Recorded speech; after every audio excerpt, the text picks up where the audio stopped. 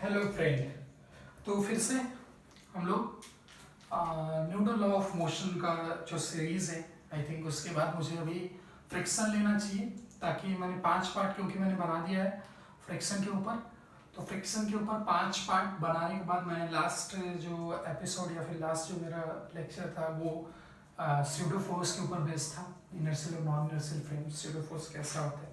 थोड़ा सा मैंने उसका इंट्रो किया था। मैंने ये भी बताया था कि ये मैं जो फ्रिक्शन का जब चैप्टर पढ़ाऊंगा तो उसमें बाकी बचा हुआ थोड़ा सा कॉन्सेप्ट तो वही, लेकिन बचे हुए थोड़े से डीप कॉन्सेप्ट जो है, डीप कॉन्सेप्ट मतलब कि थोड़े से एडवांस लेवल पे जो प्रॉब्लम्स हैं वो फ्रिक्शन के चैप्टर में हम लोग डिस्कस करेंगे। तो ये मैंने आपको उस टाइम पे बताया था। तो अभी हम लोग उसको फ्रिक्शन का थोड़ा सा आज इंट्रो करेंगे, ओनली इंट्रोडक्शन। इंट्रोडक्शन मतलब कि म्यू कैसे होता है और म्यू कैसे आता है और ये सब बहुत सारी बातें। एक अच्छा डेरिवेशन भी मैं आपको इसमें आज के लेक्चर में बताने वाला हूँ। तो देखते हैं हम लोग कैसे चीज़ें होके जाने वाली है, कैसे आप लोग सब बढ़िया है ना। उम्मीद है कि आप लोग अच्छे होंगे, जहाँ भी होंगे सुरक्षित होंगे। और इस पेंडेमिक टाइम में एक वायरस से हम लोग लड़ रहे हैं, है ना। हम आप सब लोग पूरा वर्ल्ड एक वायरस से लड़ रहा है। तो आइए फिर से लड़ने के लिए एक कदम और आगे बढ़ाते हैं। तो अब हम लोग देखेंगे आज के चैप्टर में, फ्रिक्शन का चैप्टर है, नया चैप्टर है, फ्रिक्शन है लेकिन नाम का नया चैप्टर है तो न्यूटन लॉ ऑफ मोशन से रिलेटेड ही, ठीक है। तो इसमें होता है कि थोड़ी सी रियलिटी होती है, थोड़ी सी। बाकी पूरी रियलिटी जो होती है वो जाती है किधर पे, थेरेटिकल है यार, थोड़ा बहुत तो आइडियल हासिल लेनी पड़ेगी। तो इमेजिनेशन की बहुत सारी चीजें हैं। तो हमने कहा कि एक ब्लॉक हमने बनाया है ना, एम मास का एक ब्लॉक बनाया जिसके ऊपर एफ एक फोर्स लगाया है ना। तो फ्रिक्शन का मतलब कैसे होता है, फ्रिक्शन जनरेट कैसे होता है, सबसे बड़ी चीज तो ये क्वेश्चन आता है। तो मैंने बोला था कि आपको फ्रिक्शन का जब मैं इंट्रो दूंगा तो उस टाइम पे मैं बताऊंगा कि फ्रिक्शन जनरेट कैसे होता है। कि मान लीजिए कि ये एक सरफेस पे रखा है, तो सरफेस के ऊपर हम लोग जूम कर रहे हैं, जूम किया और जूम करके हमने इसके कांटेक्ट का फोटो बनाया। इसके कांटेक्ट का कैसे किया फोटो बनाया। तो माइक्रोस्कोपिक लेवल पे देखते हैं अगर हम लोग, किसके लेवल पे देखते हैं, माइक्रोस्कोपिक लेवल पे अगर हम लोग देखेंगे तो ये ब्लॉक का सरफेस और इस ग्राउंड का सरफेस जो है जिसके ऊपर ये ब्लॉक रखा हुआ है, ये दोनों माइक्रोस्कोपिक लेवल पे बहुत रफ है। ऑब्वियसली रफनेस की वजह से ही फ्रिक्शन इंक्रीज होता है, लेकिन ग्राफ जब हम लोग देखते हैं तो कुछ और भी चीजें उसमें आती है, ठीक है। तो अब मैं ये कह रहा हूं कि फ्रिक्शन का प्रोड्यूस होना ये किसको दर्शाता है या फिर किसको जाता है, ये सरफेस के नेचर के ऊपर जाता है। यानी कि माइक्रोस्कोपिक लेवल पे हमको ऐसा लगता है कि कांच बहुत क्या है, स्मूथ है। ऑब्वियसली उसके ऊपर मूव करना उतना ही आसान नहीं होता है। तो इसका मतलब ये हो गया कि कांच के ऊपर भी अगर कोई चीज मूव कर रही है तो उसके ऊपर भी, यानी कि उसका सरफेस भी बहुत स्मूथ दिखता है, लेकिन ऐसे माइक्रोस्कोपिक लेवल पे जाएंगे तो ऐसे दंत की तरह, ऐसे दांत की तरह इस तरह फंसा हुआ ऐसे आपको सरफेस खुरदरा टाइप का मिलेगा, जो हमको फ्रिक्शन प्रोवाइड करता है, ठीक है। उसकी फ्रिक्शन की वैल्यू हमने कही कि यार ये फ्रिक्शन किस बॉडी के लिए कितना होना चाहिए, मेन चीज ये है कि ऑब्वियसली एक प्रैक्टिकल फोर्स है, पार्ट डिपेंडेंट फोर्स है ना, इसे नॉन कंजर्वेटिव भी बोलते हैं। तो पार्ट डिपेंडेंट है यानी कि पाथ के ऊपर डिपेंड करेगा, यानी कि कैसी बॉडी वैसा फ्रिक्शन। तो ऑब्वियसली हमने इसके बॉडी के वेट से भी इसको हमने कंपेयर किया और बताया ऐसा कि जैसा जैसा बॉडी रहेगा वैसा वैसा फ्रिक्शन रहेगा।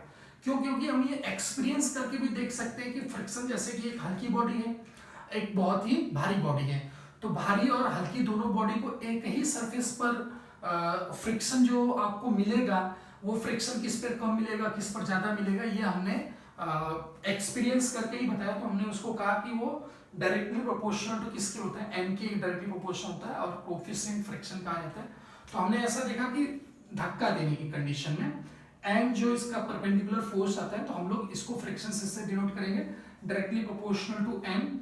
और प्रोपोर्शनलिटी की साइन अगर हटती है, प्रोपोर्शनलिटी की साइन अगर हटती है, हटा देते हैं इसको, तो क्या आता है, कांस्टेंट की साइन आती है जिसको हम लोग म्यू बोलते हैं, तो mu M, this is the value of friction. कहीं पे भी ये फ्रिक्शन की वैल्यू है। अभी इसके ऊपर हम लोग चर्चा करते हैं कि ये हमने जो इक्वल्स टू लिखा है कि ये कब तक वैलिड रहेगा कब तक वैलिड नहीं रहेगा, किस सिचुएशन पे कौन सी कंडीशन आएगी। चलिए तो हमने कहा कि ऐसे फ्रिक्शन आता है, ठीक है। तो ये रफनेस की वजह से म्यू जनरेट होता है। म्यू को क्या बोलते हैं? Coefficient of friction, coefficient of friction बोलते हैं हम लोग इसको। यानी कि कोफिशिएंट ऑफ फ्रिक्शन है F is equals to mu N, है ना। अब एन तो आपको छुपा नहीं है, डायरेक्टली यहाँ mg आया, तो इसके सरफेस से परपेंडिकुलर ऑब्जेक्ट के ऊपर जो फोर्स लगता है वो क्या होता है? एन होता है, वो नॉर्मल रिएक्शन फोर्स बोला जाता है। चलिए अब आगे कंडीशन ये, अब बात आती है कि फ्रिक्शन लगता किधर है। पिछले वाले में पूरा का पूरा इंट्रो बहुत ध्यान से सुनना है आपको, कि पीछे वाले लेक्चर में मैंने आपको एक चीज बताई थी कि फ्रिक्शन के बिना कोई भी एक्टिविटी, जब Newton law of motion start किया था, पहले वाले चैप्टर का इंट्रो कर रहा था मैं, तो उस टाइम पे मैंने आपको समझाया था कि जब कभी भी कोई भी एक्टिविटी चाहिए आपको, या बॉडी के लिए कोई भी एक्टिविटी चाहिए मूवमेंट के लिए, तो वो विदाउट फ्रिक्शन पॉसिबल नहीं है। विदाउट फ्रिक्शन पॉसिबल नहीं है, क्यों? क्योंकि जब तक फ्रिक्शन नहीं लगता है तो काउंटर बैलेंस फोर्स कुछ रहना चाहिए, है ना, कि ताकि मूवमेंट पॉसिबल हो सके। या फिर कहने का मतलब ये है कि जैसे कि आप किसी चीज को चलने के लिए, आगे के लिए फोर्स लगाते हो, लेकिन पीछे के लिए बैलेंस करने के लिए कोई फोर्स नहीं रहेगा। जैसे आप ही हो, सबसे बड़ा एग्जांपल आपको इसमें समझ में आ गया होगा कि अगर मैं इसको इधर की तरफ खींचूंगा तो ये दांत, दोनों दो जो सरफेस के दांत हैं, दांत, वो दांत आपस में क्या करेंगे? फंसेंगे तो फ्रिक्शन क्रिएट करेंगे, तो ऑब्वियसली इसको रोकेंगे, है ना। ऐसा सेंस मिलर तो रोकेंगे। तो हमने इस सेंस से जनरेट किया कि वो सरफेस पे लगता है ऑलवेज। फ्रिक्शन फोर्स कहाँ लगेगा? ऑब्वियसली कांटेक्ट सरफेस के ऊपर लगेगा। तो यहाँ पे ऐसे इधर की तरफ हमको क्या कर रहा है? रोक रहा है वो। तो रोक रहा है तो क्या, कैसे रोक रहा है? रोकने का मीनिंग क्या? मैं इधर भी लगा सकता हूँ लेकिन फोर्स इधर हो जाएगा फिर, है ना। तो रोकने का मीनिंग क्या? कि मुझे अपोज करेगा, जो भी मैं काम करूँ मुझे अपोज करेगा। तो अपोज करने का मतलब कि F की डायरेक्शन इधर हो जाएगी, किधर? जिधर भी फोर्स लगेगा, बॉडी चलने की कंडीशन में आएगी तो F इधर लग जाएगा। अभी ये छोटी छोटी बातें, बड़ी बड़ी बातें अभी कैसे चेंज होती हैं वो देखिए, अभी आप सुनिए। तो हमने कहा कि ये फ्रिक्शन अपना ऐसे करके आता है, तो ये अपने लिए ऐसा फ्रिक्शन आया। तो हमने कहा कि चलो ठीक है भाई, कोई बात नहीं है।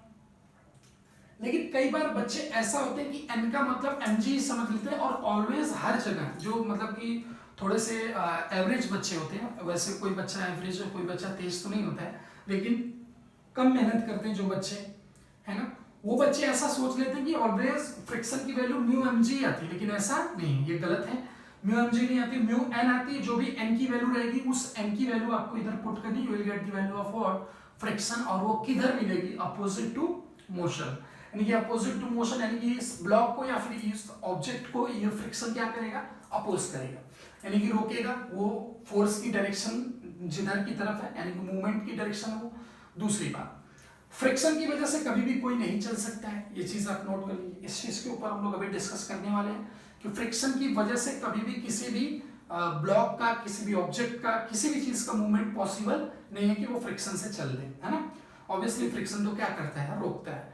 और फ्रिक्शन किधर लगता है? मूवमेंट जिधर, जिस डायरेक्शन में बॉडी की टेंडेंसी होगी कि इस डायरेक्शन में मूव करेगी, उस डायरेक्शन के अपोजिट फ्रिक्शन फोर्स लगता है। तो ये ऐसे फ्रिक्शन फोर्स है ना। फ्रिक्शन फोर्स की वैल्यू जो आई, वो वैल्यू भी मैंने आपको बताई कि कैसे वैल्यू आएगी, कैसे वैल्यू आती है। वो एन जितना भारी है ऑब्वियसली उतना ज्यादा फ्रिक्शन आप फील करते हो। एक्सपीरियंस टाइप का, प्रैक्टिकल टाइप का फोर्स है, पाथ डिपेंडेंट फोर्स है ना। जैसा खुरदरा वैसा म्यू की वैल्यू, वैसा फ्रिक्शन। तो ये चीज अपने सामने खुल के आई है। अभी तक हम लोग म्यू की value Newton law of motion में आइडियल केस ले रहे थे, जिसमें म्यू की वैल्यू 0 रख रहे थे। म्यू की वैल्यू अगर 0 हो जाती है तो मोशन पॉसिबल नहीं हो सकता, ये आप नोट कर लीजिए पहली बात। क्योंकि किसी भी सरफेस पर अगर म्यू की value 0, it means state that surface is smooth, so that's why if you want to move at that surface then it won't be possible, है ना। ये संभव नहीं हो सकता है कि आप उस सरफेस पर क्या करो? मूव कर सको। तो ये आपको इस चीज को बहुत ध्यान से सुनना है, ठीक है। अब देखिए फ्रिक्शन में गलतियां कौन कौन सी होती हैं, उस गलती सिली मिस्टेक्स के ऊपर ये वाला पूरा का पूरा चैप्टर मैं आपको समझाने वाला हूं कि वो गलती क्या होती है। चलिए तो फ्रिक्शन की वैल्यूज के ऊपर हम लोग फोकस करते हैं, तो फ्रिक्शन की वैल्यू कितनी आएगी, है ना।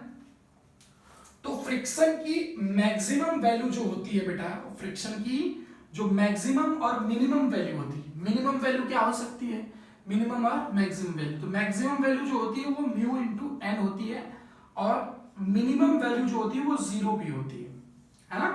0 क्या फ्रिक्शन की 0 वैल्यू हो सकती है, यानी कि इसीलिए इसको लिमिटिंग फ्रिक्शन के नाम से भी जानते हैं, है ना, कि ये मिनिमम से मैक्सिमम के बीच में क्या करता है, चेंज होता रहता है, वेरी करता रहता है। अब ये कब कौन सी वैल्यू लेता है वो चीज बताना मेरी जिम्मेदारी, कि मैं बताता हूँ कि इसी में ये वैल्यू इसकी रहेगी। मिनिमम वैल्यू है तो उसकी 0 हो सकती है, अदरवाइज वो क्या हो सकता है, म्यू एन हो सकता है, नेगेटिव नहीं हो सकता है। अब मैंने कहा कि अच्छा ये बात है, कोई बात नहीं है, ठीक है। तो हमने कहा कि ब्लॉक की मूवमेंट की पॉसिबिलिटी हम लोग ऐसे देखते हैं कि ब्लॉक के किस फ्रिक्शन फोर्स, मतलब कि उसका फ्रिक्शन फोर्स किसी एम मास ब्लॉक के ऊपर लग रहा है ना, म्यू एन। तो हमने कहा कि कितना मिनिमम फोर्स उसके ऊपर अप्लाइड करें कि ताकि वो ब्लॉक का क्या करे, मूव करने की कंडीशन में। तो जस्ट मूविंग की कंडीशन जो होती है वो क्या होती है कि उस पर जस्ट रेडी होगा, लेकिन हम लोग मान के चलते हैं कि इतना फोर्स लगाएंगे तो ये क्या कर देगा, चल देगा। लेकिन सच बात, अंदर की बात ये है कि क्या होता है कि वो नहीं चलता है, फिर भी वो नहीं चलता, लेकिन हम लोग मान के चलते हैं। तो ये F की वैल्यू मिनिमम कितनी होनी चाहिए, F की मिनिमम वैल्यू कितनी होनी चाहिए, मैक्सिमम कितनी भी हो जाए, मूविंग की कंडीशन के लिए ये म्यू एन के इक्वल होना चाहिए, तो ये चल सकता है ना, चल सकता है, यानी कि चलने की कंडीशन में म्यू एन से हम लोग मान लेंगे। चलिए भाई आगे आते हैं, लेकिन हम लोग इसको जनरलाइज करके देखते हैं, म्यू की वैल्यू को भी निकालते हैं कि म्यू tan थीटा भी कैसे होता है, ठीक है। तो इतनी चीजें हमने जो की है इसको हम लोग देखते हैं। अब हमने क्या किया कि इस फोर्स को हमने चेंज किया, ये फोर्स यहाँ पे नहीं है, ये फोर्स यहाँ पे नहीं है। अब ये फोर्स कहाँ लग रहा है, ये फोर्स यहाँ लग रहा है, ये फोर्स यहाँ लग रहा है, और कितने एंगल पर लग रहा है, थीटा एंगल पर लग रहा है।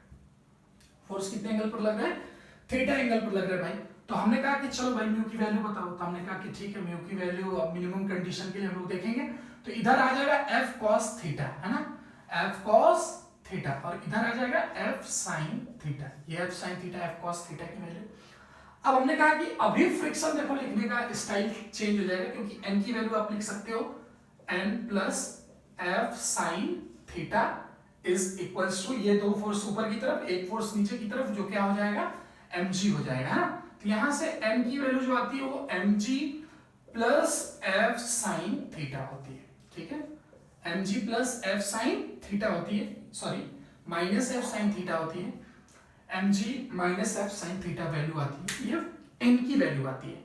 अब हमने कहा कि यार ये n की वैल्यू ऐसे आ गई, यानी कि n जितना कम उतना कम फ्रिक्शन लगेगा, तो ऑब्वियसली हमको फोर्स जो जनरेट करना चाहिए वो कैसे जनरेट करना चाहिए, हम ये भी देखेंगे कि किसी चीज को पुलिंग मतलब खींचना, और पुशिंग मतलब धक्का देना। पुशिंग करना आसान है या फिर पुलिंग करना आसान है, यानी किसी चीज का अगर मूवमेंट आप चाहते हो तो आप उसको क्या करना पसंद करोगे, पुशिंग या फिर पुलिंग, है ना। तो वो चीज अभी हमारे पास आएगी, पुलिंग जब हम लोग करेंगे, पुशिंग जब हम लोग करेंगे, तो दोनों चीजों को उस तरह हम लोग देखेंगे, ठीक है। तो ये n की वैल्यू है, तो इस केस में फ्रिक्शन की वैल्यू जो आएगी F is equals to mu N, n की value mg minus F sine theta आ रही है, ठीक है। ये आ गई हमारे पास फ्रिक्शन की वैल्यू, यानी कि इतना तो कम से कम फोर्स लगाना ही पड़ेगा, इतना तो फोर्स हमको लगाना ही पड़ेगा ताकि मूवमेंट हमारा हो, मूवमेंट पॉसिबल हो। तो हमने कहा कि अच्छा ये बात है, तो चलिए आइए इस चीज को थोड़ा सा मिटाते हैं जगह की कमी होने के कारण, और आगे प्रोसीड करते हैं।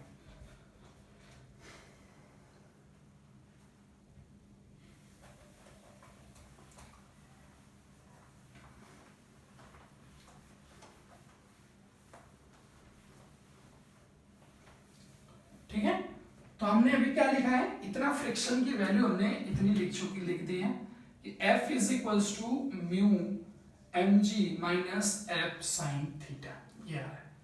तो हमने कहा कि अब हमारे पास ये आ गया फ्रिक्शन, यानी कि भैया ये तो अपोज करने के लिए तैयार है, और इतने बल से ये तैयार है, अपोज करेगा जिधर भी, तो ऑब्वियसली मूवमेंट का चांस किधर है, इधर, यानी फ्रिक्शन इधर लग जाएगा, क्योंकि हमारे पास एक्सटर्नल फोर्स जो वो क्या है, हॉरिजॉन्टल में F cos थीटा है। तो हमने कहा कि अच्छा ठीक है कोई बात नहीं भाई, तो F cos थीटा की जो बात आती है बेटा, F cos थीटा यानी कि ये मूव करा सकता है, किसको, ब्लॉक को मूव करा सकता है ये। तो हमने कहा कि जस्ट मूविंग कंडीशन, है ना, जस्ट मूविंग कंडीशन, तो बच्चों को बहुत बार लिखने नहीं आता, तो F नेट लिख लीजिए, एक फोर्स इधर है, एक फोर्स इधर है, दोनों को इक्वल कराना है, क्योंकि जस्ट मूविंग कंडीशन यानी what is the minimum force for which block can move, है ना। तो हमने कहा कि F cos थीटा की वैल्यू क्या कर देंगे, mu mg minus F sine theta की क्या कर देंगे, इक्वल कर देंगे। तो हमने कहा कि चलो भाई यहाँ से f निकालते हैं, तो यहाँ से ये f आ जाएगा, यहाँ से cos थीटा कॉमन हो गया, और इधर से हमारे लिए कॉमन क्या आएगा, f माइनस, मतलब कि ये minus f sine theta, mu से मल्टीप्लाई करेंगे, इधर आएगा तो प्लस हो जाएगा, यानी कि प्लस म्यू साइन थीटा, ये आ गया है ना, प्लस म्यू साइन थीटा, और इधर आ गया म्यू एम जी, ये आ गया हमारे पास। तो f की वैल्यू क्या आती है भाई, f इज इक्वल्स टू हमारे लिए आता है म्यू एम जी, देखिए क्या कंडीशन ड्राइव होके आती है, divide by cos theta, divide by cos theta plus mu sine theta.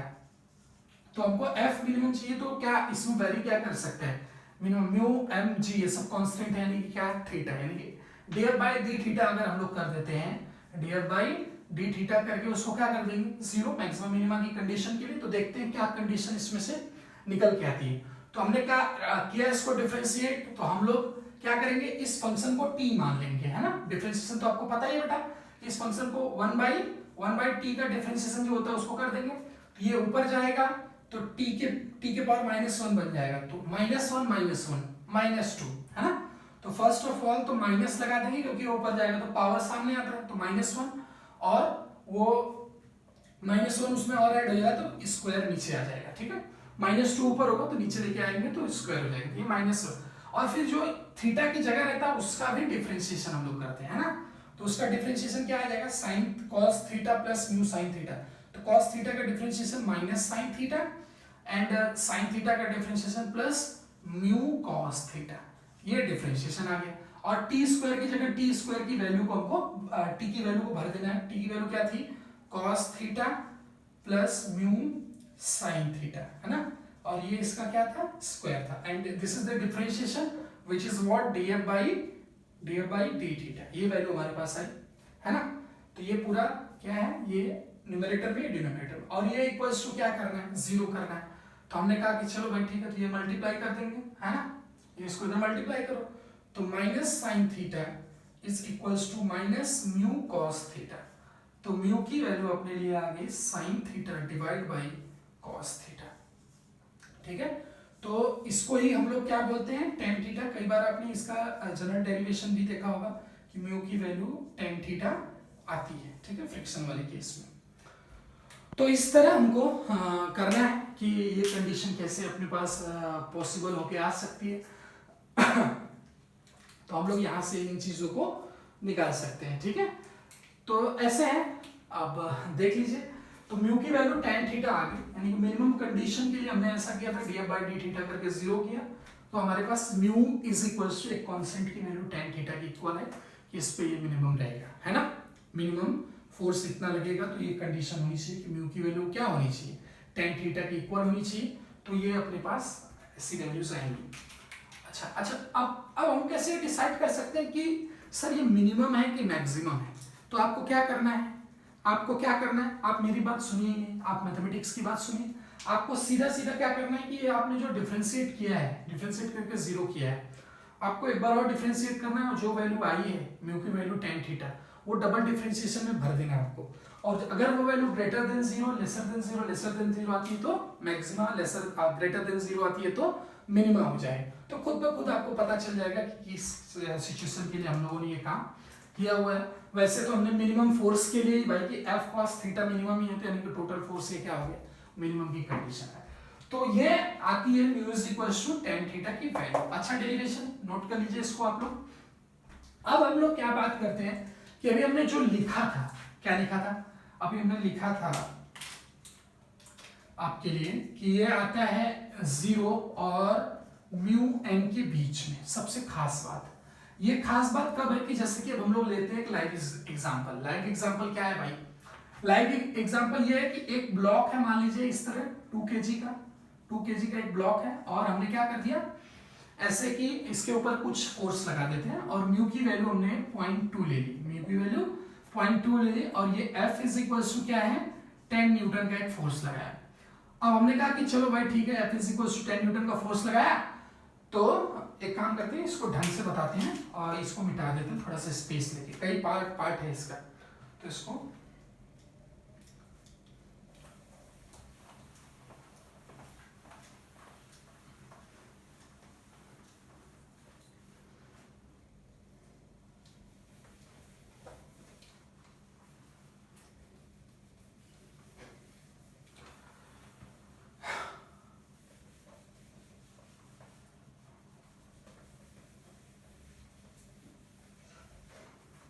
चलिए, तो हमने कहा कि भाई ये जो वैल्यू अपने पास आ रही है 0 से म्यू एन के बीच में, ये वैल्यू का मतलब आप मेरे को समझाइए सर प्रैक्टिकली क्या मतलब इस वैल्यू की हो सकती है और ये कैसे कैसे चेंज हो सकता है, कहाँ से कहाँ तक। वो तो मैंने लिख दिया मिनिमम से मैक्सिमम ये है आपके लिए। तो हमने कहा कि चलो भाई फ्रिक्शन बता दो, जो मैक्सिमम फ्रिक्शन ये बॉडी जनरेट कर सकती है, तो वो कितना कर सकती है सरफेस के साथ मिलकर, म्यू इंटू एन यानी कि 0.2, एम की वैल्यू mg होगी, है ना, नीचे mg लग रहा है और ऊपर की तरफ n लग रहा है, तो म्यू इंटू एम, mg मतलब कि 20 हो गया, 0 से डेसिमल कैंसिल हो तो 4 न्यूटन का फोर्स फ्रिक्शन आ रहा है। तो फ्रिक्शनल फोर्स 4 न्यूटन का अपने पास आया। अच्छा, मैंने कहा कि अब फोर्स कितना लग रहा है 10 न्यूटन, तो ऑब्वियसली आप क्या करोगे कि आप कहोगे कि ठीक है सर, तो एक काम करते हैं कि यहाँ पे कितना लग रहा है 4 न्यूटन लग रहा है, लेकिन हम तो फोर्स कितना जनरेट कर रहे हैं 10 न्यूटन का, तो रिजल्टेंट फोर्स कितना आ जाएगा 6 newton. 6 is equals to 2 kg का ब्लॉक है, तो 2 इंटू ए की वैल्यू 3 मीटर पर सेकेंड स्क्वायर आ जाए। तो मैंने कहा कि ठीक है, अच्छी बात है, बहुत अच्छी बात है, लेकिन ये कंडीशन कब है, अब इस कंडीशन में कि अभी चलिए ठीक है, कंक्लूजन बाद में बताते हैं। अब दूसरी कंडीशन एक क्या आ जाएगी कि एक ब्लॉक है ऐसे, अब ब्लॉक के ऊपर हमने क्या कहा कि इधर की तरफ हमने ये वैल्यू चेंज करते नहीं, इसी वैल्यू पे ले लेते हैं, चलो तुमको ज्यादा समझ में अच्छे से आएगा, डिफिकल्टी नहीं होगी। हमने कहा कि 2 न्यूटन का फोर्स हमने लगा दिया, 2 kg की बॉडी है, सेम सरफेस, म्यू की वैल्यू भी सेम है ना, ताकि इजीली समझ में आए आपको प्यारे बच्चों की तरह। तो हमने कहा कि चल भाई ठीक है, 2 न्यूटन का फोर्स राइट में लगाया, तो बता कि ये बॉडी अब मूव करेगी कि नहीं करेगी, अगर करेगी तो कितने एक्सेलरेशन से करेगी और नहीं करेगी तो फ्रिक्शन फोर्स की वैल्यू क्या होगी। तो मैंने कहा कि चलो ठीक है, सेम स्टेक के ऊपर से बात हो रही है कि जो चीजें बहुत बच्चे समझ नहीं पाते उस चीज के ऊपर। तो 2 न्यूटन यानी कि friction force, maximum friction force F max की वैल्यू क्या हो सकती है बेटा, म्यू एन हो सकती है। तो म्यू की वैल्यू क्या है 0.2 इंटू 20, ये इससे कैंसिल हो तो 4 न्यूटन एफ मैक्स आ रहा है। तो अब यहां पे जो मैंने कहा था कि फ्रिक्शन फोर्स की वजह से बॉडी कभी मूव नहीं कर सकती है। दूसरी चीज, एक चीज मैंने न्यूटन लॉ ऑफ मोशन में भी आपको बताया था, वो क्या था कि मैंने एक ऐसा बोला था कि आप एक्सेलरेशन किसी भी डायरेक्शन में ऐसे करके मान लो, अगर अपोजिट माइनस एक्सेलरेशन अगर माइनस में आ गया तो आपने जिस डायरेक्शन में एक्सेलरेशन को माना था वो डायरेक्शन क्या थी, गलत थी। तो इसका मतलब ये कि यहाँ पे वो काम नहीं करना है, यहाँ पे कई बार आप डिफिकल्टी फेस करोगे। कैसे वो कि जैसे कि मान लीजिए कि अब इस कंडीशन में फ्रिक्शन फोर्स, इसके ऊपर मैक्सिमम फ्रिक्शन फोर्स कितना है 4 न्यूटन, यानी कि ब्लॉक चलने की कंडीशन में तब लगेगा कि जब आप मिनिमम फोर्स कितना लगाओ 4 न्यूटन का, यानी कि मिनिमम फोर्स अब जब 4 न्यूटन का मिनिमम फोर्स लगाओगे तब ये ब्लॉक चल सकता है, लेकिन लगा कितना 2 न्यूटन। तो फ्रिक्शन फोर्स की वजह से कभी कोई नहीं जाता। जैसे कि मान लीजिए कि कोई ब्लॉक है बहुत भारी है, आप उसको धक्का दे रहे हो, धक्का नहीं दे पा रहे, है ना, यानी कि उसका म्यू एन जो है ऑब्वियसली फ्रिक्शन के ऊपर ही सब डिपेंड करता है, भले वो भारी है, जमीन को दबा रहे हैं, है ना, तो वो सब लोग म्यू इंटू एन तो उसी के अंदर लिया है ना हमने प्रैक्टिकल केस।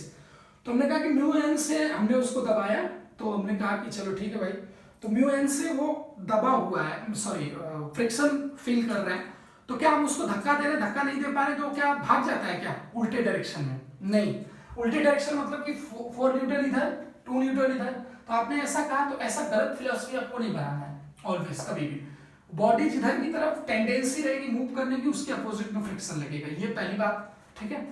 लेकिन ये फ्रिक्शन लगने की जो बात आई है, मतलब कि जस्ट उधर टेंडेंसी क्रिएट होगी, समझ रहे हो, तो ये जाने नहीं चाहेगा, रुकेगा, ठीक है। दूसरी बात कि 4 न्यूटन या 2 न्यूटन, तो ब्लॉक तो अब नहीं चलेगा, मूव डज नॉट मूव, है ना, डज नॉट मूव, यानी कि ब्लॉक चलने वाला नहीं है। तो क्या होगा, तो इसका मतलब ये कि यार सर ये बताओ मेरे को कि 2 न्यूटन इधर है, तो 2 माइनस 4 कर दिया is equals to 2 into A कर दिया, तो acceleration -2/2 is equals to -1 metre पर सेकेंड स्क्वायर आ गया।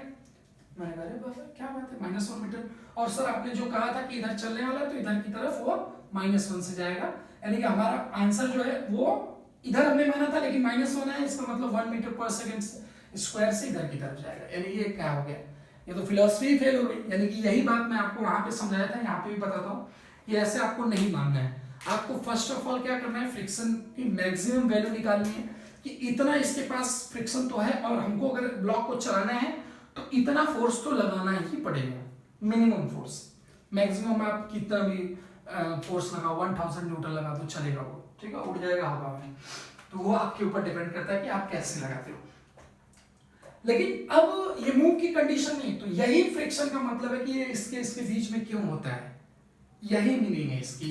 यानी कि जितना भी अप्लाइड फोर्स होगा, ये बहुत ही इंपॉर्टेंट पॉइंट है, इसको स्टार मार्क करके लिख लीजिए कि फ्रिक्शन फोर्स जो होता है वो इसके बीच में लगता है। और जब ब्लॉक डज नॉट मूव, मैंने कि जब ब्लॉक मूव नहीं करता, व्हेन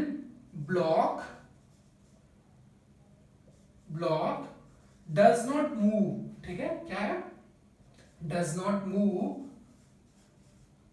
देन अप्लाइड फोर्स, ये नोट है एक प्रकार का, आपको ये तो चिंदी हो जाएगा बाद में, लेकिन आप इनिशिएट कर रहे हो तो ऑब्वियसली आपके लिए होना चाहिए। तो applied force is equals to friction force. क्या हो जाएगा, friction, applied force is equals to friction force, यही इंपॉर्टेंट पॉइंट है। यानी कि अब अप्लाइड फोर्स क्या है, 2 न्यूटन, तो ऑब्वियसली वो क्या है, 4 न्यूटन से छोटा है। यानी कि इस कंडीशन में फ्रिक्शनल फोर्स की वैल्यू जो आएगी एक्चुअल में वो 2 न्यूटन आएगी। तो सोचो ना, इन दोनों वैल्यूज के बीच में आएगी नहीं आएगी। तो ये आ गई कंडीशन कि कब, जब ब्लॉक मूव नहीं करेगा। मूव कब नहीं करेगा, कि जब मैक्सिमम जो भी मतलब कि उसको फोर्स रिक्वायरेबल होगा, जिस फोर्स की रिक्वायरमेंट होगी, जिस फोर्स पे वो चलना चाहेगा, उस फोर्स से जब कम आएगा तो ब्लॉक मूव नहीं करेगा। तो उस कंडीशन में जो भी इस ब्लॉक के ऊपर अप्लाइड फोर्स होता है, एक्सटर्नल फोर्स होता है, वो फोर्स ही क्या हो जाता है, फ्रिक्शनल फोर्स हो जाता है। ठीक है, तो आपकी ये वाली फिलॉसफी जो हमने -1 मीटर पर सेकंड स्क्वायर करके निकाला, ये क्या हो जाएगी, गलत हो जाएगी। ठीक है, तो ओनली इस ब्लॉक के ऊपर क्या हो जाएगा उस टाइम पे, फ्रिक्शनल फोर्स, और वो फ्रिक्शनल फोर्स अप्लाइड फोर्स के इक्वल हो जाएगा। अब बात आती है इसमें ये कि अच्छा सर ठीक है, जीरो कब होता है, जीरो वाली बात बताइए। अब एक बाउंड्री 2 की बात की हमने, मैक्सिमम की बात की, तो इतना है, यानी कि इतना फोर्स चाहिए उसको चलाने के लिए, है ना। इससे ज्यादा है फोर्स एक्सटर्नल तो भी चलेगा, इतना है तो भी चलेगा, चला हुआ मानते हैं, जस्ट वैसे चलने के लिए तैयार होता है, उससे थोड़ा सा तो ज्यादा लगाना ही पड़ेगा, तभी वो चलना स्टार्ट करेगा। और बीच वाली बात भी बता दी कि बीच वाला फोर्स जो फ्रिक्शन 0 से म्यू के बीच में वैल्यू कब अटेंड करता है, तो वो इस कंडीशन में कि जब ब्लॉक मूव नहीं करेगा। दूसरी बात, और उसके ऊपर फोर्स लगे। दूसरी बात, जीरो कब होगा, तो ऑब्वियसली जीरो के कंडीशन में फ्रिक्शन जीरो कब हो सकता है, या तो म्यू की वैल्यू क्या हो, जीरो, स्मूथ की कंडीशन। तो दूसरा पॉइंट आपको क्या लिखना है कि जब म्यू की वैल्यू क्या हो, friction is equals to zero, कि कब, कि जब म्यू इज इक्वल्स टू क्या हो, जीरो, या फिर ऐसा हो कि ब्लॉक रखा हुआ है लेकिन उसके ऊपर कोई भी फोर्स नहीं लग रहा है, ब्लॉक रखा हुआ है, तो क्या लिख दिया जाए, there is no any force experienced by the block, है ना। देयर इज, एफ की वैल्यू दूसरी कंडीशन में जीरो हो सकती है, क्या हो सकता है, F is equal to zero when there is no any force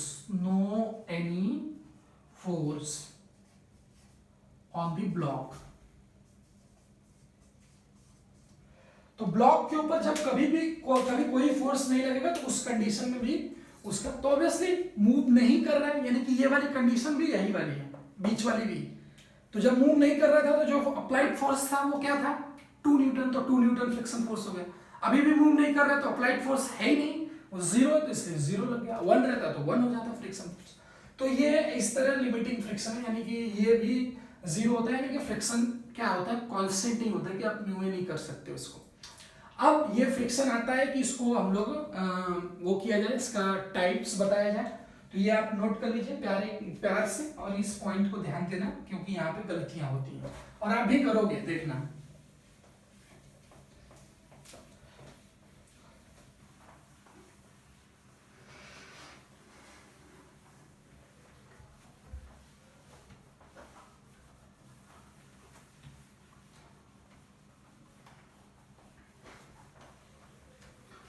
जाओगे जब तुम साजन, अंगना फूल खिलेंगे। आ जाओ, नेक्स्ट चीज हम लोग देखते हैं। तो हमने कहा कि अब भाई चलो ठीक है, नेक्स्ट चीज बता दो फटाफट करके। तो हमने कहा कि टाइप्स बताने, types of friction, types of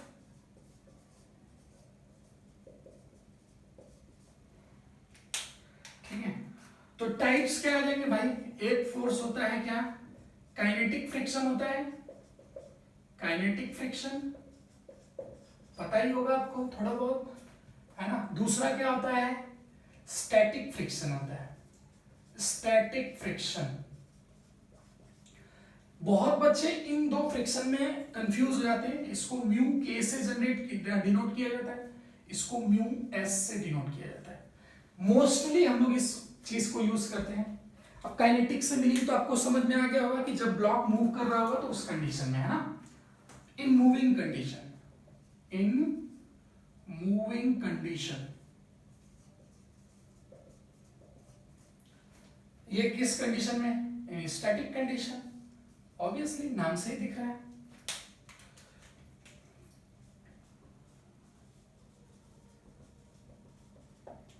तो इन स्टैटिक कंडीशन तो म्यू एस म्यू एन की वैल्यू को हम लोग यूज करते हैं। और दूसरी बात कि म्यू एस जो होता है वो ऑलवेज, ये सब प्रैक्टिकल है, प्रैक्टिकली भी आप देख सकते हो कि कोई चीज चल रही है तो उसको धक्का लगाना ज्यादा आसान होता है कि उसी चीज को रुकी हुई है वो उस कंडीशन में धक्का लगाना आसान चलते हुए। तो ऑब्वियसली हम लोग उसी से हम लोग इस चीज को वो किए हैं।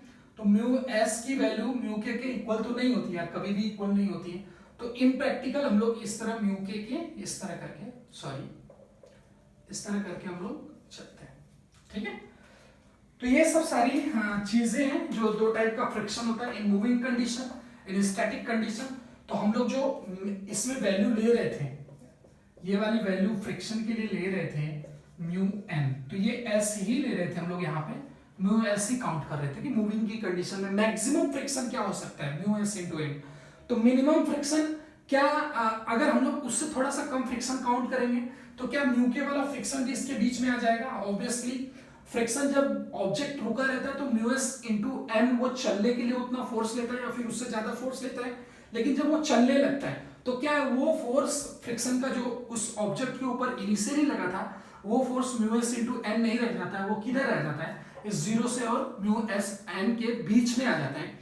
तो वो फोर्स उस टाइम पे चलने की कंडीशन में म्यू के इंटू एन लगता है। क्या लगता है उस कंडीशन में फ्रिक्शन फोर्स क्या लगता है, म्यू के इंटू एन लगता है, इसको एफ के बोलते हैं, ठीक है। तो ये फ्रिक्शन फोर्स आता है और ये कब लगता है भाई, म्यू एस इंटू एन, जिसको हम लोग एफ एस और या फिर मैक्स भी बोलते हैं। ये दूसरा फोर्स अपने पास। तो ये आपका इंट्रोडक्शन है फ्रिक्शन का। और इसमें देखते हैं वीडियो कितनी चली गई। हाँ, तो this is all about the introduction of friction. Friction का इंट्रोडक्शन है इन सब सारी चीजों से। मैं फिर से आपको कह रहा हूं कि आपको इन दोनों फ्रिक्शन के फोर्स के बीच में कंफ्यूज नहीं होना कि मैक्सिमम और मिनिमम जीरो और म्यू एस इंटू एन होता है। ये फोर्स के बीच में वो फोर्स कब लगता है कि जब ब्लॉक नहीं चलता है। और फ्रिक्शन फोर्स की वैल्यू अक्सर उसमें पूछता है, तो फ्रिक्शन फोर्स की वैल्यू कितनी हो जाती है, फ्रिक्शन फोर्स की वैल्यू उस टाइम पे कितनी होती है, जो अप्लाइड फोर्स रहता है वही फ्रिक्शन फोर्स हो जाता है, ठीक है। एक्सेलरेशन का तो कंडीशन ही नहीं उससे बनता है, एक्सेलरेशन आएगा ही नहीं। तो आइए आई थिंक मैंने जो जनरल बातें थी फ्रिक्शन के ऊपर वो सब मैंने डिस्कस कर दिया। दूसरी बात, अब हम लोग थोड़ा सा एक एग्जांपल देखते हैं प्यारा सा। अब मैंने कहा कि मान लीजिए कि मैं चल रहा हूं, तो मैं आपको ये बताना चाहता हूं कि एक्टिविटीज के लिए फ्रिक्शन कितना इंपॉर्टेंट होता है। इंपॉर्टेंट कहने का मतलब ये हो गया कि हम लोग ऐसा सोच लेते हैं, दिमाग में ऐसा बिठा लेते हैं कि ऑलवेज किसी भी स्टूडेंट से अगर एक झटके में पूछा जाए कि भाई अगर ये बताओ कि तुम अगर चलते हो तो तुम्हारे पैर की उंगली हो यानी कि तुम्हारे टो के और ग्राउंड के बीच में फ्रिक्शन फोर्स की डायरेक्शन किधर होगी, तो क्या तुम बता पाओगे। तो स्टूडेंट हाँ बता देंगे, कितना होगा, तो बोलेगा कि सर मैं चलता हूँ यानी कि मेरे को अपोज करेगा यानी पीछे की तरफ लगेगा। वाह भाई क्या बात है। तो मैं बताता हूँ डायरेक्शन देखना आपको कैसे, कि अब मुझे आपको ऑब्जर्व करना है ना हीरो। चलिए, तो अब हमने कहा कि अब हम इस तरह चलना start, this is the moving condition. अब हमने पीछे वाला अपना लेफ्ट पैर जो है लेफ्ट वाला लेगा मेरा, उससे मैंने फोर्स ग्राउंड के ऊपर किधर लगाया, अपने आप को आगे जाने के लिए। तो ऑब्वियसली मेरे को आगे जाना है तो मैं किस ग्राउंड के ऊपर, पीछे की तरफ फोर्स लगाऊंगा, है ना, तभी मैं आगे जा पाऊंगा, ऐसे, है ना, आगे जाऊंगा। तो आप सोच के देखिए, एक्सपीरियंस करके देखिए, आप जहाँ पे बैठे हैं वहां पे ऐसे थोड़ा सा करके देखिए, तो आप अपने पैर से फोर्स उसकी ग्राउंड के ऊपर पीछे की तरफ लगा रहे हैं, तब आप आगे मूव कर रहे हैं ऐसे करके। अब तो अगर अब फ्रिक्शन फोर्स की वैल्यू देखिए, आपने तो फोर्स पीछे लगा दिया लेकिन आपका मूवमेंट आगे हुआ, तो हुआ किसकी वजह से? वो फ्रिक्शन की वजह से हुआ। क्यों? ऐसा क्यों है भाई? क्योंकि आपके उंगली और ग्राउंड के बीच में जो फ्रिक्शन फोर्स की डायरेक्शन वो आगे की तरफ लग रही है। वो क्यों? वो आपके अप्लाइड फोर्स को काउंटर बैलेंस कर रहा है आगे की तरफ लग के। अब सोचिए कि आप बारिश के दिनों में मिट्टी के ऊपर, जो चिकनी मिट्टी होती है क्ले, उसके ऊपर आप क्या करते हो? फिसल जाते हो। ऐसा क्यों होता है? क्योंकि उसमें म्यू की वैल्यू क्या हो जाती है? कम हो जाता है, यानी कि फ्रिक्शन कम हो जाता है। तो लेकिन आप जैसे नॉर्मल डेज में चलते हो वैसे वहां पे बारिश के दिन में भी चलते हो, हीरो बन के एकदम मस्ती में, है ना, सलमान खान स्टाइल, है ना, है सलमान खान बेकार स्टाइल है, डीके बॉस स्टाइल, है ना। तो उस तरह आप क्या करते हो? उसमें भी इस तरह चलते हो। तो मैंने कहा कि चलो भाई ठीक है, कोई बात नहीं। आपको ये खबर तो रहती नहीं कि भाई क्या है, म्यू प्रैक्टिकली थोड़ा सा आ जाओ औकात में। बारिश के दिनों में ऐसे बोलते हैं कि गाड़ी धीरे चलाना, फ्रिक्शन कम है, रोड गीला हो गया, तो म्यू की वैल्यू कम हो गई, फ्रिक्शन कम हो गया, तो स्लिपिंग की कंडीशंस चांसेस ज्यादा रहते हैं। तो आपने पीछे फोर्स लगाया, यानी कि कोई फ्रिक्शन फोर्स आगे की तरफ लग रहा है, और अगर वही फ्रिक्शन फोर्स नहीं लगता है तो आप क्या करते हो? ऐसे चलने जाते हो तो आप क्या कर जाते हो? पीछे की तरफ आपका पैर स्लिप कर जाता है। तो स्लिप की कंडीशन यही है कि आप अपने ही फोर्स से स्लिप हुए हो, क्योंकि आप अपने आप को ऐसे ऐसे अपने पैर से पीछे की तरफ फोर्स लगाए थे। तो इस कंडीशन में क्या कंडीशन बनेगी? यानी आपका पैर जो है, तो ठीक है, तो ये इधर आपने फोर्स, सॉरी इससे नहीं लगाया, एक्चुअली इससे लगाया है ना। तो इससे आपने फोर्स लगाया इधर, तो यहां से इसमें फ्रिक्शन फोर्स इधर लग गया, है ना। अब भाई फोर्स ये है, फ्रिक्शन ये, चलने की कंडीशन ऐसे रहनी चाहिए कि फ्रिक्शन ज्यादा होना चाहिए या फिर उसके इक्वल रहना चाहिए, तो आगे की तरफ चल रहे। अगर ये फोर्स ज्यादा हो गया फ्रिक्शन से, काम खत्म। स्लिप कब करेगा? स्लीपिंग कंडीशन कब? कि जब F greater than small f। और मूविंग कंडीशन कब होगी? मूविंग कंडीशन कब होगी? कि जब F ये ऐसा है, ये मूव करेगा, ठीक है। तो ये मूविंग कंडीशन आएगी, नहीं तो आप अदरवाइज क्या करोगे? स्लिप करोगे। ऑब्वियसली आप अपने फोर्स की वजह से स्लिप कर जाते हो बेटा, तो ये कंडीशन आपको हमेशा ध्यान में रखनी है। जैसे कि आप बारिश के दिनों में देखा होगा आपने कि गाड़ी कोई फंस जाती है कीचड़ में, तो वो क्या करती है? वहीं पे घूमती है, वो फोर्स पीछे लग, कभी कभी देखा होगा मिट्टी पीछे फेंकती है वो, है ना, देखा होगा ना। तो क्या उसको प्रॉपर फ्रिक्शन नहीं मिल पाता, इसलिए वो घूमना स्टार्ट कर देती है, ठीक है। तो फ्रिक्शन के बिना है कोई भी एक्टिविटी पॉसिबल नहीं। ये मार्कर है, इसके ऊपर हम लोग क्वेश्चन करेंगे। ये मार्कर है, इसको मैंने पकड़ के रखा है, तो मेरी उंगलियों और मार्कर के सरफेस के बीच में फ्रिक्शन फोर्स ऊपर की तरफ लग रहा है, ताकि ये mg को बैलेंस कर रहा है। तो ये मार्कर हमारे हाथ में पकड़ सकते हैं हम लोग। अब हम लोग इसके ऊपर करते हैं एक दो छोटा छोटा प्यारा प्यारा अच्छा न्यूमेरिकल। तो this is all about the friction जो भी है। n की वैल्यू भी लेना मैंने सिखा दिया कि n into mu is equal to friction होता है, नॉट कि आपने n को mg ऑलवेज हमेशा के लिए मान लिया है। बाप की जागीर नहीं है बेटा, ठीक है, कि mg ही आप मान के चलोगे। तो mg बोलता है कब तक परेशान करोगे तुम हमका, खाई के पान बनारस वाला कि खुल जाए बंद अकल का ताला, कि फिर तो ऐसा करे धमाल सीधी कर दे। अब क्या यहाँ पे आ जाएगा? ये F की वैल्यू हम लोग लेते हैं 20 न्यूटन, म्यू की वैल्यू हम लोग ले लेते हैं 0.4। चलिए, तो आपके लिए क्या किया जाए? आपके लिए काम करते हैं हम लोग। हमने कहा कि चलने की कंडीशन में एक्सेलरेशन बताओ जब मूव करेगा, तो हमको म्यू एस और म्यू के का भी एक एग्जांपल एक ये में ले लेते हैं। तो म्यू के की वैल्यू 0.2 दे देते हैं, ऑब्वियसली कम होगा। तो हमने कहा कि ब्लॉक को चलाना है, तो कब किस एक्सेलरेशन से चलेगा वो? तो पहली बात तो म्यू एस इंटू एम और म्यू के इंटू एन, हम लोग एफ के और एफ एस को कैलकुलेट कर लेते हैं। ये वैल्यू आ जाएगी 0.4 इंटू 50 और ये वैल्यू आ जाएगी 0.2 इंटू 50। तो ये वैल्यू अपने पास कितनी आ रही है, 0 डेसिमल कैंसिल 20 न्यूटन। ओहो क्या हो गया, अब ये वैल्यू कितनी आ गई, ये कितनी आई 0.2 इंटू ये फिर से कैंसिल, तो ये 10 न्यूटन आ गई। ठीक है बेटा, यार अप्लाइड फोर्स 20 न्यूटन और ये भी हमारा तो चलेगा ब्लॉक, ये तो पता है। क्या इस कंडीशन में एक्सेलरेशन आएगा, यानी कि चलने के लिए तैयार है, हम लोग मान के चलते हैं जस्ट चलने के लिए तैयार होता है, लेकिन माना जाता है कि चलेगा ब्लॉक, ऐसा हम लोग क्वेश्चन में आंसर देंगे कि चलेगा। तो क्या उसका एक्सेलरेशन कितना आ सकता है, तो एक्सेलरेशन उसका मूविंग कंडीशन में -10 is equals to mass into acceleration, यानी मास कितना है 5 kg इंटू a, तो ये वैल्यू आ जाएगी अपने पास 10/5 इज इक्वल्स टू 2 मीटर पर सेकंड का स्क्वायर रहेगा उसके पास एक्सेलरेशन। तो ये वैल्यू अपने पास एक्सेलरेशन की आने वाली। अच्छा दूसरी बात, चलने की कंडीशन में ये एक्सेलरेशन हम लोग मानते हैं, तो अगर यहाँ पे ये 30 न्यूटन फोर्स हो जाता है तो ब्लॉक तब भी चलता है, चलने के जस्ट मतलब कि जैसे चलता तो किस एक्सेलरेशन से चलता है, तभी 2 मीटर पर सेकंड स्क्वायर की एक्सेलरेशन से चलता।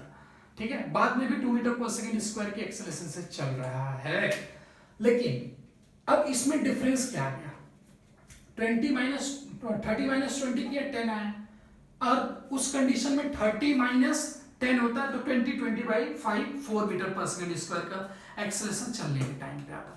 तो ये अब ऐसे है ये कंडीशन कि अभी एक केस अब आप और देख लेंगे, यहाँ पे एफ की वैल्यू अगर हमने 30 न्यूटन ले ली तो वो जस्ट चलेगा तो किस एक्सेलरेशन से चलेगा, चलेगा तो किससे चलेगा 30 minus 20 is equals to 5a, तो एक्सेलरेशन आ जाएगा 10/5 इज इक्वल्स टू 2 मीटर पर सेकंड स्क्वायर।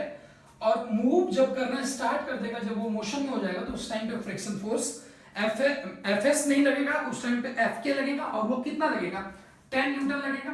तो 30 minus 10 is equals to 20 is equals to 5a, तो a की वैल्यू 4 मीटर पर सेकंड स्क्वायर का एक्सेलरेशन आ रहा है। देखिए तो इस तरह क्वेश्चंस को कर सकते हैं। ठीक है, एक क्वेश्चन और हम लोग इसके ऊपर करेंगे, जनरल क्वेश्चन जो जनरल एंगल पर होता है उस पर, तो फिर हम लोग देखते हैं आगे। बहुत ही इंटरेस्टिंग टॉपिक है, समझ में आ गया तो चांद तक वरना शाम तक भी नहीं, है ना। तो समझ में आने की बात मेन इंपॉर्टेंट चीज है कि कैसे समझ में आपको आता है।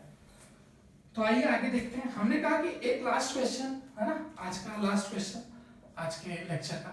अब ये 5 kg का लग गया आपके पास, इधर हमने एक 20 न्यूटन का फोर्स लगाया, ठीक है 20 न्यूटन का एक फोर्स लगाया। अब हमने कहा कि नहीं 5 इसको नहीं लेते, इसको 2 kg लेते हैं 20 न्यूटन। हमने कहा कि म्यू इज इक्वल्स टू 22, हाँ तो म्यू इज इक्वल्स टू 0.4 ले लिया, ठीक है एक ही म्यू लेते हैं, कॉन्सेप्ट समझना है। और थीटा की वैल्यू हमने 30 डिग्री ले ली। हमने बोला कि what is the acceleration of the block. अब इस कंडीशन में क्या होगा, तो आपको जस्ट कुछ करना नहीं है, इसमें m की वैल्यू निकालनी है। जिन बच्चों को m की वैल्यू mg लिखने की आदत है उन बच्चों के लिए ये n, और ऊपर की तरफ इसका कंपोनेंट आएगा फोर्स का, पीछे वाले क्वेश्चन हमने किया था 20 sin 30, और इधर की तरफ 20 cos 30, ये वैल्यू आएगी, है ना। तो यानी कि ब्लॉक अगर मूव करेगा तो दिस फोर्स है ना, ये जिम्मेदार होगा। और ऊपर की तरफ दो फोर्स लगे हैं, तो हम लोग क्या कर सकते हैं, ऊपर की तरफ मोशन नहीं ले रहे, तो n plus 20 sin 30 is equals to mg मतलब कि 20 आ गया, है ना बेटा। तो n की वैल्यू हमारे लिए क्या आ रही है, क्योंकि हमको फ्रिक्शन कैलकुलेट करना है, तो 20 माइनस 10 है ना, sin 30 1/2 10 आ जाएगी, तो n की वैल्यू 10 न्यूटन आ गई अपने पास। तो फ्रिक्शनल फोर्स कितना आ जाएगा, फ्रिक्शनल फोर्स जो आएगा वो कितना आ जाएगा 0.4 इंटू n, यानी कि वो कितना आ गया 10 आ गया। तो देखिए mg की वैल्यू 20 है, लेकिन अभी हम लोग n की वैल्यू क्या रख रहे हैं 10 न्यूटन रख रहे हैं, है ना। तो हमेशा n mg नहीं होता है, ये हो गया, तो ये आ गया 4 न्यूटन। तो ऐसे आपको 4 न्यूटन का ये फ्रिक्शन है, यानी कि फोर्स आपको अप्लाइड फोर्स कितना हॉरिजॉन्टल डायरेक्शन में 20√3/2, तो ये आ गया 10√3 की वैल्यू। इसको हम लोग 17 न्यूटन के अप्रॉक्स में लिख सकते हैं। तो अब हमारे पास एक्सेलरेशन आएगा, तो 17 minus 4 is equals to 2 into a, है ना। अप्लाइड फोर्स 17, फ्रिक्शनल फोर्स जो इधर लगेगा उसको मूव करने के लिए, तो वो कितना आ जाएगा 17 माइनस 4 इज, अब ये आ गया 13/2 मीटर पर सेकेंड स्क्वायर, और 7.5 मीटर पर सेकेंड स्क्वायर, सॉरी 6.5 मीटर पर सेकेंड स्क्वायर, ये चीज आ गई हमारी। तो ये हमारे लिए एक्सेलरेशन है। अब यहां से दूसरी बात, कई बार बच्चे बोलते हैं कि sir maximum force mu N कब होता है, कि जब ब्लॉक चलता है, यानी कि ब्लॉक चल रहा है, फ्रिक्शनल फोर्स से फोर्स की वैल्यू ज्यादा है अप्लाइड फोर्स की, तो उस टाइम पे मैक्सिमम फ्रिक्शन फोर्स की वैल्यू जो होती है वो क्या होती है, म्यू एस इनटू एन होती है, ठीक है, वही मैक्सिमम फोर्स होता है। अब अपने पास ये एक्सेलरेशन है, तो अब हम लोग यहाँ से ये भी देख सकते हैं कि पुलिंग की पुशिंग क्या आसान है ना।